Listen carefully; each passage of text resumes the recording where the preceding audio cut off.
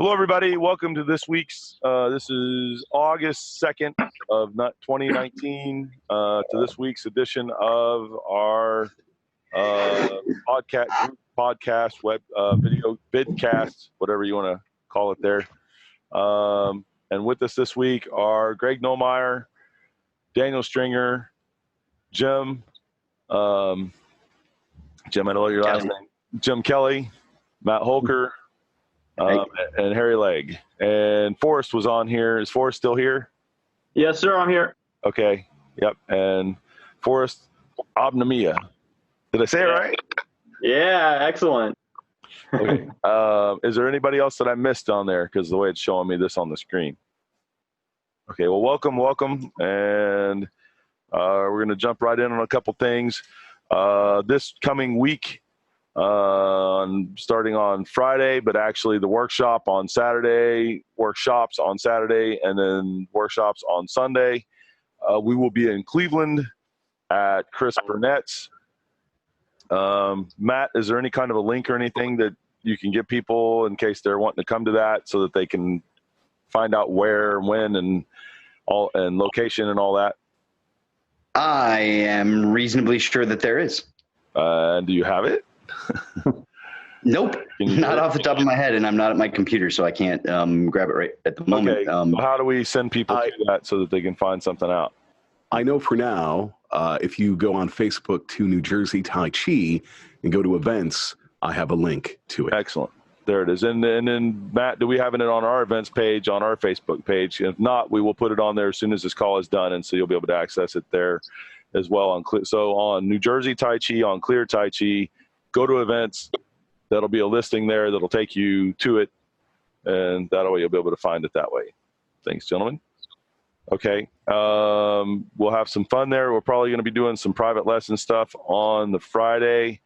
If you're coming out to do any of that, you'll need to contact Matt directly. Matt, where do you want them to contact you at for that? Matt, or you can contact Chris possibly, but Matt, where do they contact you at for that? Yeah, the best way is to send me an email, the letter M, Holker, Holker, at clearstaichi.com. Or cleartaichi.com. Cleartaichi.com. Actually, either one will get to me. Yep. And yeah, that would be the easiest way. Otherwise, you could, connect with me kind of reasonably any way that you can. But if you don't know how otherwise, just send me an email. So we're going to get into some fun stuff there. We'll get into some push hands and feeling different energies and how those energies are used both for martial purposes, for healing purposes, for general Tai Chi purposes, and how it kind of all ties in, and some specific push hands and some energetics. That way, I'm not sure what all we have on the list, but we've got some great stuff on the list, and you should check that out. And then Harry's going to teach primarily what? I'll be teaching the power of breath and how to use that for both healing and martial. And then Greg, you're going to be teaching wave and how to accept wave and return wave. Oh yeah, which is nice and to some degree advanced material he's talking about there. So you please make sure to avail yourself of that if Cleveland is somewhere you can get to reasonably easily. It'll benefit you. So okay. We continue to put together more stuff for the martial Tai Chi, the fighting Tai Chi workshop in January. It will end up being a 4.5 day. We will be filming it, and we'll be filming that so that it will be something that we'll have available, although there's enough two-person work that at the workshop you get the benefit of A, the live instruction, B, the hands-on for doing it. And for a lot of it, you're going to need, there's a couple things there you can do a good bit by yourself, but most of it involves having another partner or person in order to interact. Otherwise, it's really, really hard to do the kind of thing that Tai Chi is doing, because it's creating so many things based on a body and the position and the tension and the movement of another person that it's really hard to do that kind of work well without a body. And so at the workshop, of course, you'll have that body plus the live instruction plus the help. And then we've got a landing page that we're putting together about that, where you'll be able to see some things about the fighting method in terms of kind of how it, what it is and what kinds of things it gets into. And just to reiterate, we're not getting into every little bitty application of a bunch of techniques. That's not the fighting method. Those are applications of moves. That is different. The other thing is that it's not so much, for lack of a better way to say this, jump in there, get him, hit him here, hit him there, do this, do that. That's, again, application, a specific application is something Tai Chi does, and there will be some help towards that end of the spectrum, but really it's how Tai Chi moves, how Tai Chi responds to incoming forces, hits, strikes, grabs, and what you do with Tai Chi in terms of not to a specific hit or grab, but to the overall picture of how Tai Chi does what it does in a sparring situation with a partner, carefully, safely, in order to get a lot better at that. And it'll really help transform your overall Tai Chi into what it actually is in terms of movement and in terms of different kinds of body qualities. And it'll help with the health things like relaxation and being sort of that. Tai Chi, in a lot of ways, as a fighting method, has the approach of being very, very, very calm in the eye of a storm. Now, when I say that, it is very active. It's much more active than what I've seen from folks online for the fighting. But it is not kickboxing and punch kick. That isn't how Tai Chi is operating. And so, anyways, so I'm just kind of giving you a little bit of update on where we're at with that, and that you'll be able to see some stuff online about it shortly. In the meantime, we do have the Tai Chi eye, throat, and groin strikes video, and if you just watch that video all the way through, it will change the way that you look at Tai Chi forever from now on, because it's such an obvious right up front thing. It's not that you're doing something odd with the moves to get them to do eye, throat, and groin strikes. Most of the moves, if you see it, if somebody showed it to you, it's like glaringly apparent that all the moves do this. And so we've done that so that it's really obvious in whatever form you're doing. You'll not be able to look at it again and not see eye strike, throat strike, groin strike, just repeatedly as you go through. And I'm talking about with your own form, not with ours. So, and if you've got ours, then of course with ours too. All right. Having said this, it brings up a question that came up this week on one of the threads out in Facebook land. And it had to do with a question that Harry got asked, where it was, Marsh, for Tai Chi, can you get the higher level energies and really the bigger scope of Tai Chi, the art, the whole art, in depth with skill at a high level without doing the martial part of the art? And the idea that there are some teachers out there who have said that if you don't do the martial part, you don't really have the art at all. That's one camp. And then there's another camp and a group of masters who have said that's the low-level Tai Chi. If you really are going to get the high-level Tai Chi, it's not about fighting. So and my take on that is going to be a little bit different than either one of those, but it encompasses some of both of those. And that's this. If you want to get a Jing skill, or a mind skill, even an E skill, you can think you're doing something, but unless you have it acting on something or someone, you don't know if it's just in your head or if you actually are using E being the second or third level. There's Lee in our road map, which is the Matt. What's a good address for the road map? That is TaiChiRoadMap.com. Okay, TaiChiRoadMap.com. And so if you don't know what I'm talking about, go see that. Watch it through, and then you can come back to this. And and in there I put the levels, starting with Lee, very physical, and your physical form and positioning and all of that. And that would include normally applications and some of that kind of thing. which really gives you a helpful understanding of the moves. You're not doing anything to anybody at that point. You're doing something like, if it's brush knee, it's this moves their hand aside that they're punching at you with. This one either strikes them or shoves them out. And then you get a better understanding of where that's at in position in your body if you're learning an application like that. Wild horse, very simply, is a throw or an arm break, these kinds of things. There's many other applications. But when you're looking at that, if that's not working, you end up making adjustments. And then you, with your partner, who you're being very careful and safe with, it's like, oh, now that's working. And then you will have made adjustments that when you go back in your form and put that in your form, now your lead level is better in a noticeable way because you looked at applications. And if you don't look at applications, you could really have a lot of the way that you're moving internally, at least in terms of placement, minor placement, the way you're doing your legs in terms of position, that are going to be off, that there's no feedback that it's off except for actually having hands-on with somebody. And then that's not really fighting with it. You're looking at an application for how you would use that move in a fighting situation, and you're doing it, walking it off with a partner who is standing there, no more energy, effort, or angst than what I'm sitting here talking to you with right now. Real simple, real easily. My daughter, every time we go through, she gets to do these applications, and she can toss you pretty good, like move you or throw you to the floor. But I've also seen it do it with people. She did it with Harry last week, and she only threw him to the floor once.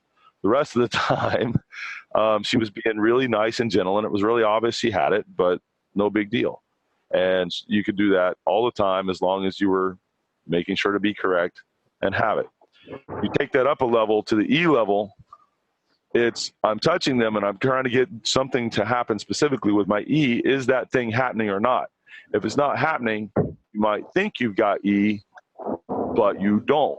Or if they're able to defend it with their mind, then you can feel that, both people, and you both get a sense for, we're doing this E level work. But if it's like, I'm doing something, I'm thinking something, nothing's happening, I don't feel anything back on the other side either, and they're kind of getting the same thing, then you're not doing it. And there's a lot of people out there that are doing Tai Chi that they think they're doing something and they're not. And any of our guys, senior guys like who you're seeing on this call today, touch hands with them, and we're going, we're just kind of moving them aside real softly, real gently, not a lot of effort. And they're going, how are you doing that? Well, I'm using my E and I'm just projecting for you to go over here. And of course, I actually have skill with that. And they're going, but I thought I had E. And I know, I'm sorry, but there's a difference between thinking you're doing something and doing something. And then when it comes to Jing, same thing. So many people we've met that, hey, I've got this spiraling energy, and we feel it. It's like, well, a little bit, or they think they've got root, and again, it's a little bit, and it just doesn't have high level. It doesn't have depth, width, volume, speed, or any of that. And without having that extra development, it doesn't, obviously you can't use it martially. And I'm going to tell you, you can't really use it for health either. And so do you need the martial for that? Not exactly. What you need is hands-on doing things. And that does not have to hurt the person you're working with. So it doesn't need to be martial like that. But it does have to be the thing where even on a touch, they're being, oh man, I'm feeling that, and I'm getting moved by that, and I'm being affected by that. And it's like, okay, now you defend with your kind of energy. Okay, I'm doing that, and you can feel that coming back. And we're having fun if you're doing it properly. Safe fun, careful fun, not ridiculous, right? And yet you're doing things to build your skill level. And the hands-on is absolutely key to that.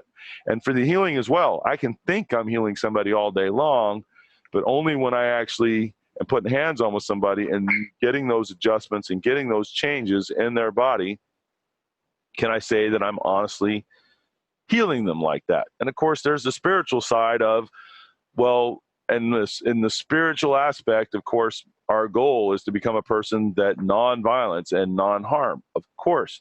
And so Tai Chi is trying to get you there.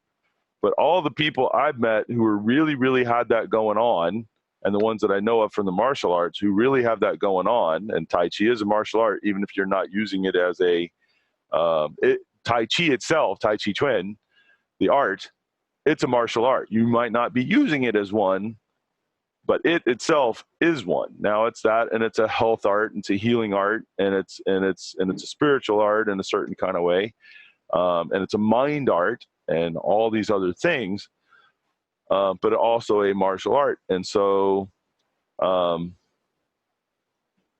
kind of got off track there, but you get the idea. It is these other things. And so if you're going, I'm not using that part, you really can't claim to be doing the whole art once that's happened.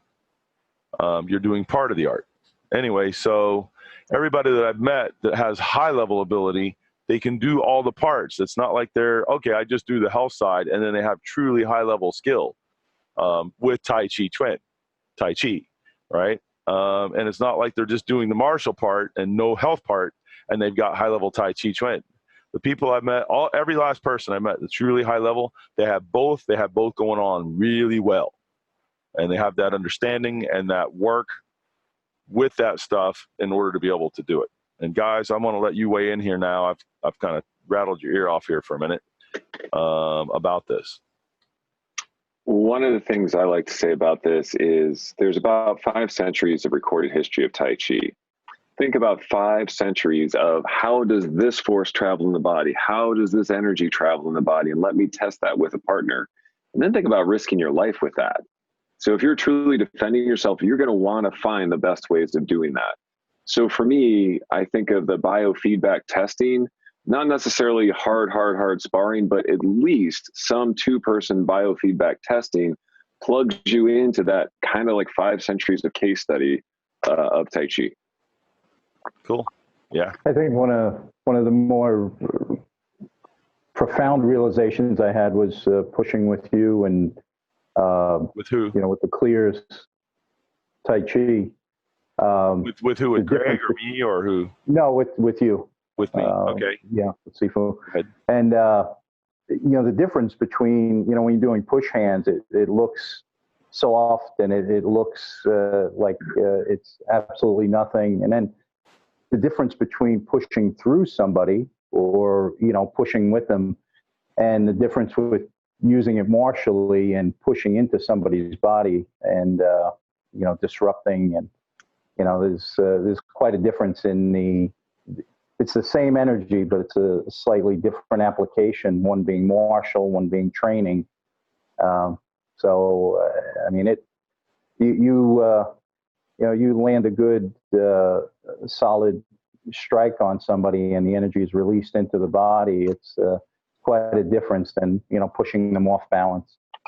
So yeah, I like to use the example that if I think of Tai Chi and the energies or Jing, whether that be a spiraling Jing or whether that be rooting Jing or Peng Jing, the expansion kind of a thing, or any of that, those are tools. Like a hammer is a tool, like a scalpel is a tool, and a scalpel in the hands of a really good surgeon, it's a tool to move things, to open things in the body so that they can get to things for the healing. The same scalpel in the hands of somebody who is meaning to cause great damage, well, it's a serious weapon, right? If it's a truly sharp scalpel like that. And the scalpel is the device that it is. It's the application that makes it that. And if you're going to be able to do Tai Chi, if you wanted to be skilled with the scalpel, ideally you could do things that result in healing results. You could also do things that result in harming results, and you don't have to harm a person to find that out. And a lot of the people, knife people, they'll hang up a big slab of meat and do things to the slab of meat that's already dead, cow or whatever. And you can tell whether you're getting good cuts or not getting good cuts, and all kinds of stuff off of that. Same thing with a hammer. You can hammer nails with it. You can hammer somebody in the head with it. The hammer is a hammer. It's what are you doing with it? And some people can't hammer nails so good. Boom, boom, ah! This thing. If they tried to use it as a self-defense tool, they would be maybe worse off. And then just because somebody can hammer a nail real good doesn't mean that they could use it in a real serious couple people coming at them hard and fast self-defense situation successfully. you'd have to actually train the rest of your movement and placement and how you're using that hammer to get that other thing going on. And so it's really using the tool to its fullest expression, doing different things with it. Again, all able to be trained safely. Now, a lot of people don't know how, and that's what we're trying to put across as education, is this is how you train that. This is how you train that safely. This is how you train that so that at the end of the day, you and your partner are all good, and yet you have skills and abilities. So even when you're talking about putting force across, there's a difference between you put somebody enough force across that they go, woo, good one, and somebody who we now have to pick up off the floor and carry out. And so you can tell, and then ways to do that so that you can put enough force across in terms of a push that it really moves somebody, even though you touched them, versus you put a lot of energy and effort into it, and they go, okay, you shoved me a little bit, and it didn't do much. And so that's a martial application, and then ways to see that it really has the right kind of touch, the right kind of placement, the right kind of interaction, the right kind of transfer of energy, all that stuff. And you can see that very safely and well, where you're not stressing that this is a martial thing, and yet you have martial ability because of what you're doing with it. So, yeah. Well, for me, sorry, Jim, I didn't mean to cut you off. No. Yeah, well, I started as a martial artist, and the first program I really did with Sifu was the Falgong, the healing. Because when it's no touch healing, I figured, hey, if I can figure out how to use energy to heal people, then I can figure out this whole chi thing. And even after that workshop, the energetic connections that we made to make you a better healer and that you can use the energy to heal, my martial ability went like at least 10 points up because, some of the body states that we use for that, like the 3 powers, and it made my movements even more solid and more floaty at the same time. And so even just doing that level of health, and that was me at a beginner, it helped my martial arts too. So to me, it's the same thing. So you had martial arts already, so you knew you knew where you were taking that in order to be able to do that. And now, a word from our sponsor. The internal power that comes at the higher levels of Tai Chi can seem mysterious, but that is mostly because Tai Chi students don't see the big picture yet. They don't even understand what the higher levels of the art are, much less have a plan to get there. Even though the senior masters mostly agree on what the steps are, they mostly don't talk about it. On the TaiChiRoadMap.com, I outline all of the steps of Tai Chi development. Everything is explained so you know what to do, when to do it, and why. This is the complete roadmap to Tai Chi mastery with an explanation of all the steps from rank beginner to senior master. Again, that is a free course that you can access online. Go to TaiChiRoadMap.com to sign up. That's TaiChiRoadMap.com. I think if people are seeing this video podcast, then they have most likely seen some of the discussions that we've referenced that float around on some of the Facebook forums. So it's a very uncomfortable, possibly devastating thing to find out that the Tai Chi that you have been taught, that maybe you're certified in to teach, or that you've just been a student in for a good while, it's not easy to hear that, whoa, you're not getting the full package. What you've learned may be very empty. It personally happened to me. I spent 10 years at a school, and I love the people there, but they didn't have Tai Chi at the level that you Sifu Clear are great for teaching us and everyone. So rather than double down and try to justify why your simplified version is okay, have an open mind and understand that showing the martial application, which, as you said, doesn't mean beating each other up, is very, very valuable. There's all these nice pithy sayings, the student will find the teacher when they're ready, and all of those sorts of things. The public in general, if you're brand new to Tai Chi, and we're all trying to get new Tai Chi students, if we're teachers generally, they don't know better. They don't understand this art. So it's very easy to mislead them. And you may be a teacher that is not purposely misleading. you may have not had this level of training. So people are, I just see in the forums, people are constantly trying to justify that, well, and there are systems, and I won't name them and be rude, but there are systems that specifically advertise that this is simplified so that everyone can take part in Tai Chi. Well, wait a minute, that's not necessary. I teach a wide range of age groups, and I am teaching literally 70 and 80-year-old people the martial applications in a very safe, friendly, fun manner.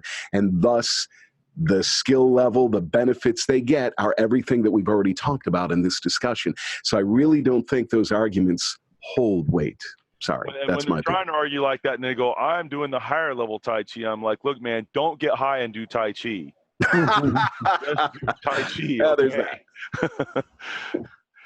I will say one thing is that that Tai Chi teachers who are teaching real Tai Chi, it is incumbent upon us to better explain what the benefit of that is. There's a lot of people who are put off by how deep and how rich the art of Tai Chi is, or could be put off by that if it's not explained right, and they're not taken through the right steps at the beginning.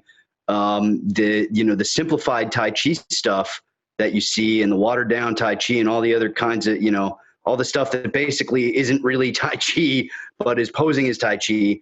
That has a place in the market because they can explain it to people, and we really need to do a better job of explaining why people want more than that. I totally agree. I know you do in Tennessee there at Clear headquarters, and I know Greg and I have intro to Tai Chi classes. I'm not sure about Daniel or Jim or Forrest or Ty, who aren't with us today. Or Ty's not with us. Everyone else is. We have intro to Tai Chi classes where we get to explain to brand new potential students the path and why we do what we do, where it leads, how you will train. And in day one, we let them put hands on us and they can feel the body quality. And it usually results in the student going, whoa. And then we go, yeah, it's a whole bunch more than just choreography and moving. And they get it. It's more often than not that we retain and capture those students rather than them going down to the street to the Tai Chi dance, as some people like to call it. And the difference for me there is that anybody who comes in and tries out a Tai Chi class and does it for 6 weeks, 8 weeks, whatever, learning the first form, this is if you have a short enough form that they can learn it in that time frame, which we do, but a lot of people have one where it's going to take 6 months or whatever. But the difference between getting a student who comes to that empty Tai Chi, I'll just say it like that, versus what we're doing is that whether they stay or not, if they come to ours and they leave, they talk about, oh, inside their body, they're doing this or that. The one I like to use is I'll let people feel me moving my spine and also let them see it and talk about how I brought my spine back from the break and the fact that I had conditioning ahead of time from doing Tai Chi that really made it so that the breaks weren't a lot more devastating to me. From where I broke the back in 4 places. And then get across the idea that the hands-on is part of how you are getting to make sure that movement inside internally is really happening, just like what you're talking about and what's involved in that. And then if they go to one that's just follow along, they're going, what about the inside? And they can tell that that's empty. They can figure that out very quickly for themselves then. And so with ours, the long term, if somebody else asks them, what are the benefits of Tai Chi? They're like, oh man, they actually got the benefit in our program. If it lowers the blood pressure, it calms your mind. It's if you had gotten an accident, you should be built up from it where it's going to be less of a problem than it would be. And that you're going to be able to rehabilitate it better and quicker and with much more of a full recovery and all that kind of thing. If they go to the empty Tai Chi, follow the form, most people who quit that, when anybody else asks them about Tai Chi, they're like, it's a bunch of moves. Yeah. Well, what about those other benefits? I didn't see any of that. All I did was a bunch of moves. I had to memorize a lot, because everybody wants to go do that. And unfortunately, most of the population doesn't. And that's how it harms the art. And it harms the art. That's right. Right. And What I say to people, that's for the people who leave. For the people who stay doing that, somebody interacts with them. I've been doing Tai Chi for 10 years, and they feel them interact with them, and they realize it's choreography, and they go, so you learn a bunch of moves, and they keep doing the moves. And the person who's selling it's not putting it across like that, but the person who already was going, I don't know, that's what they get out of that. And then they're turned off without ever having done it. And then if somebody that really has the art is talking to them, anybody else doing Tai Chi that's serious about Tai Chi, they really have quite a difficult job getting through to that person, because now they've already made up their mind about the art based on really low and poor information in terms of what the art actually is. And it hurts the art as a whole. People then come away with all kinds of misunderstandings about what the art does and does not do and how it does it.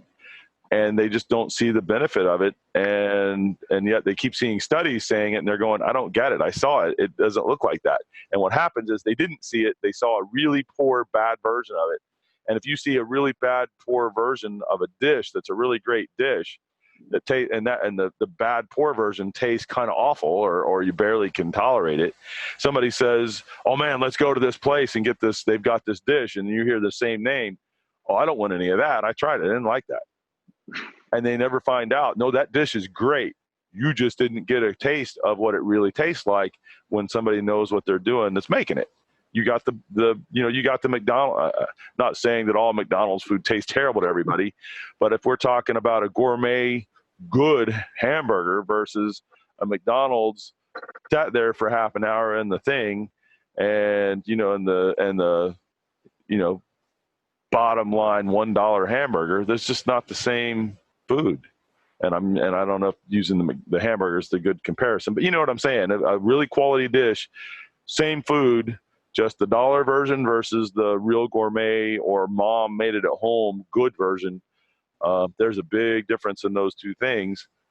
And that's what happens with this, is that people, they get that poor version and they kind of don't see it, and then they don't want it. They don't want it anymore because that's all they've experienced. And so our job here, part of what we're doing, is trying to help people see the real benefits and the real stuff. And now they might go, it's not for me. But if somebody else had the right need, they're going to be like, yeah, that's got some stuff for you. And they're really doing this and that and the other thing, as opposed to, I don't know, you're doing a bunch of dancing, moving your hands through the air, and it's just whatever. You couldn't pay me to go back there, that. And so it's a big difference in terms of how the public views that overall, and then what happens with the art as a result of that. I will say from my own experience, I mean, you all know me by now and know that I moved 1,000 miles away from home for this kind of training. And part of the reason I did that is because my very first exposure to Tai Chi, really, I was aware of like the swimming through the air in the park thing and the YMCA thing. Even as a kid, I kind of knew about that, but my first real exposure to Tai Chi was about root and about mind skills and about sensitivity to subtle energies and internal power. That's what has intrigued me about it for 20 years and had me searching the country and had me move 1,000 miles away from everyone I knew. That is invaluable for that to be something that people are exposed to up front. That can go a long way. If I had a different first experience with Tai Chi, I don't know that any of the internal power stuff ever would have really landed on me, or I ever would have even given it the space to find a way in. It just, whether we like it or not, all human beings are sort of programmable, and your first impression is very important. And we all have to keep that in mind as teachers.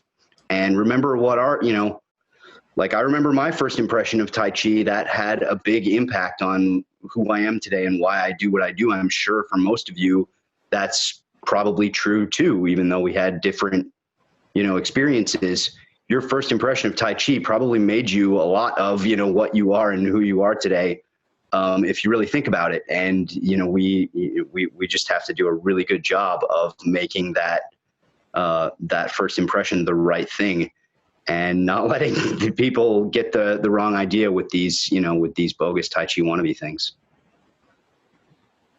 Cool. Yeah, I think I'll just chip in real quick. I think one thing that I've got from your curriculum that I never saw anywhere else was when you're doing these moves, getting a variety of applications per move. And I think that was invaluable. And so if there's anyone listening to this, I think like one easy question would be, okay, how many moves do you know? And then how many moves do you know where you can show 3 different applications for it? And if you don't have any of those, well, you're missing a really big part of the art. And I know it's helped me significantly getting that variety. So I know that this curriculum has 13 moves in the level 1 curriculum. You get at least 3 applications each through the training, and then you're rocking and rolling. So yeah, it takes a little bit to get out of your comfort zone to get started on the martial side of it, but it doesn't take that much to get a solid foundation. And I know this curriculum has it built in. So that's just my 2 cents on maybe how to quantify how much do you actually know about the martial side. And you didn't have to hurt anybody or be hurt by somebody in order to learn those 3 applications. Correct. Too. So just to again, to really put that across, that don't, you know, some people, their idea of martial is put on the gloves, let's pound each other's head in, and anybody with a sense, if they're over the age of 35, goes, I don't do that. And you don't have to do you know, that doesn't mean eventually if you're doing it long term, seriously, you wouldn't do that at some point. But it does mean that that it's not a necessary thing for like 10 plus years in Tai Chi. You don't even have to think about that. There's all kinds of ways to build the skills where it's a lot less certainly not rock'em sock'em, and not hey, I came to this because I've got injuries. I don't need to add more. I'm trying to get healthier, not get beat up more. And you don't have to get anything like that in order to really get the martial aspect to it. All you have to do is have a partner that you're both working on the same thing, and you're kind of walking it off and seeing it. Now, is it a martial art for you in a fully functional way? Not yet, but it builds. Tai Chi makes you healthy, then it builds your body and makes you stronger, and then from there you are able to get into these other things and do it again where it's safe, and you're able to build the skill and know that skill is good enough that you can that it would help you in a bad situation if you needed it. I'll talk about my eye, throat, and groin strikes. You can't watch the video for that and not go, oh, that would really be bad on somebody. But I didn't hurt anybody at all to make that video. And anybody else seeing it will be able to see it and go, that'll do what it's supposed to do. You don't have to actually hurt anybody in order to see that. It'll be very obvious. It's overtly obvious. And in knowing that will change the way you're looking at your moves in little subtle ways that makes it that much more correct. It's not when you see application, every once in a while I've seen Tai Chi where somebody's showing applications, and when you see the application of the move, you're going, I don't know how you got that out of that move, because the move looks like this, and you're like, well, okay. And so and it's like, that move doesn't look like that. That move looks like this.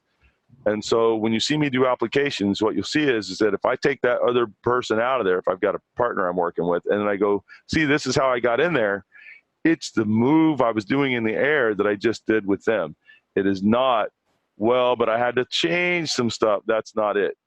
The only example that might be an exception to that there are a lot of kicks in Tai Chi that the kick isn't actually thrown. You're positioned in a way that when you show that that's a kick, it's like, well, yeah, why else would I ever put my leg like that? And so there's a couple things that are a little hidden like that. But those are more exceptions than they are the rule. Anybody else want to weigh in there, or is that all of us? Okay. So that's kind of what I had for today for you, and I hope you enjoyed this and got some benefit out of it. Please put comments down below when and where you see this posted, and if there's any questions or things you'd like to see us talk about, we'll happily do it for you and discuss it and get into some depth with it. And I hope you're enjoying these, and thanks for watching. Thank you. Thanks, guys. Thank you. Thank you. And now, a word from our sponsor. Internal push hands practice is absolutely essential to real development in Tai Chi. There is no better or faster way to get hands-on feedback of your progress. But not all push hands games and even internal push hands games are created equal. There is one internal push hands game that builds true internal skill faster and better than anything else I've ever seen. I teach the nitty-gritty of that game in an online course that is available at internalpushhands.com. In over 40 years of constant study and research, this internal push hands method has stood the test of time. The Clears internal push hands method is truly the secret of my success and the secret of the success of all of my top students. To learn more about the internal push hands and how to add it to your own training, go to internalpushhands.com. That's internalpushhands.com.